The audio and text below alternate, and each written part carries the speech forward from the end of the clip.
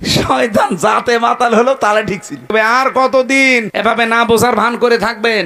এখনো পর্যন্ত অনেকে জালেমের সাফাই গাছে। হ্যাঁ, কি হয়েছে যে বউর পালিয়ে চলে যাওয়া লাগলো? তোমার সাথে তো হয়নি।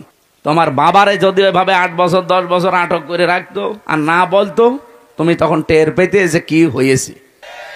এই মহিলা পালিয়ে যাওয়ার পর থেকে প্রায় 27টা কলু তৈরি করেছে কি করে দেশকে অশান্ত করা যায়। যাওয়ার আগে আইজিপি কে বলে গিয়েছিল, আমি যাওয়ার পর 1 মাসের ভেতরে বাংলাদেশের অবস্থা এমন করবা যেন দাঁড়িয়ে থাকতে না পারে। শয়তান, ওকে মহিলা শয়তান, শয়তান মহিলা। আমরা কোরআনে কারিমের সূরা ইউসুফের তাফসীর পড়েছি, শয়তান 2 প্রকার, একটা মানুষ শয়তান আর একটা জিন শয়তান।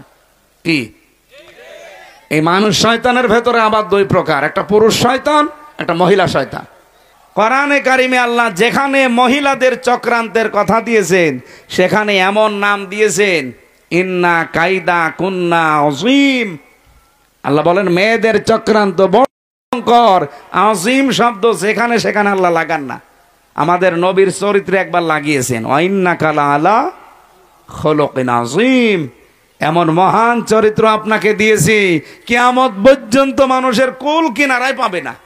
এই জন্য আযীম এটা আল্লাহর নাম, যেখানে সেখানে আল্লাহ দেয় না। অথচ মেয়েদের চক্রান্ত এই কথা বলতে গিয়ে আমার আল্লাহ, এটা যদিও জুলাইখার নামে নাজিল হওয়া, কিন্তু কায়দা কন্যা এটা কিন্তু বহু বচন।